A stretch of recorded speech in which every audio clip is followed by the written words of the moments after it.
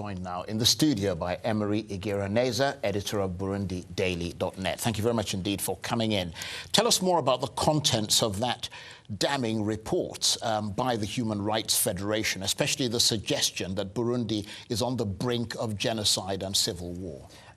First, Charles, let's remind the viewers that this organization has got enormous experience into predicting genocide. They did so in Rwanda. In 1993, they published a report where they were calling for the international community to act before it is too late.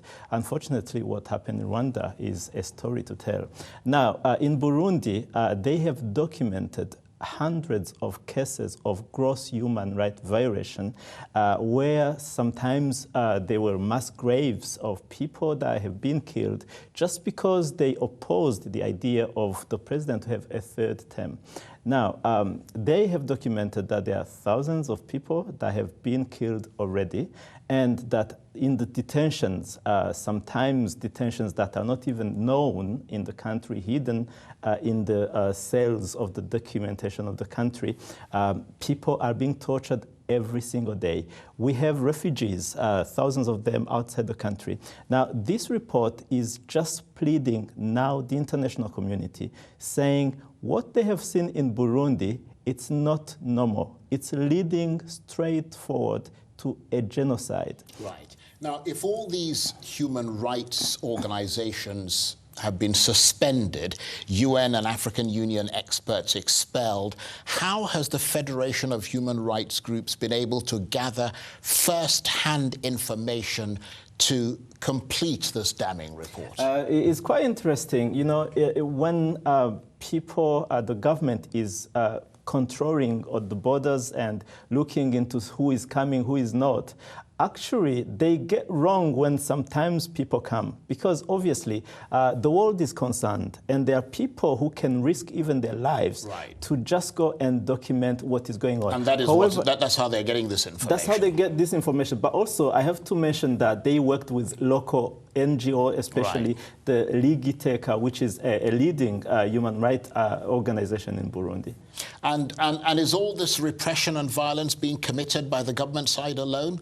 Because, I mean, it takes two to tango in a civil war, doesn't it? Sure, but here we have a pressure from the international community telling Burundi government not to do the way it is doing. And it's kind of Burundian government is resisting the international community by committing more crimes. Here we don't have, you know, two sides that are fighting. The Burundi government is killing people, saying they are working with rebels, but we have never had any attack of rebels ever since this crisis started. Right, okay, I'm just trying to understand how a civil war is going to take place, because it works, you know, with two sides fighting each other. Now, you talked to me earlier about the youth wing that's developing inside Burundi with new pictures and all that sort of thing. And for the first time, they're displaying their arms publicly. Tell me more about that. Those are the pictures we're looking at right now on our screens. Sure. A bit of history to this. Burundi, when it ended the civil war in early 2000, we hoped that with all previous rebels coming into the government system, that there will not be other militia.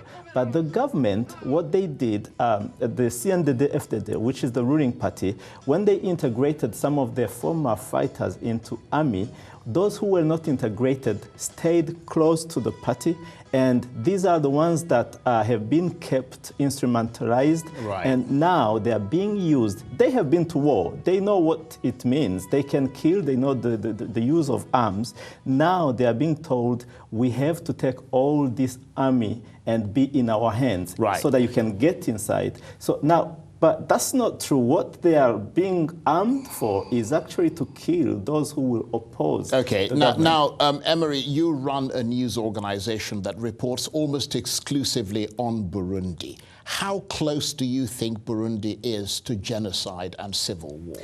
Look, Burundi Daily, like any other international news paper, we have seen things that are not easy even to report. Now, what is happening, we believe, in March, there was an international conference on Burundi, and all experts of genocide and genocide scholar in March in Manchester said Burundi was heading to genocide. That was 7 months before. Now, we are very adamant that if the international community is not acting, actually, execution of a genocide has started in Burundi.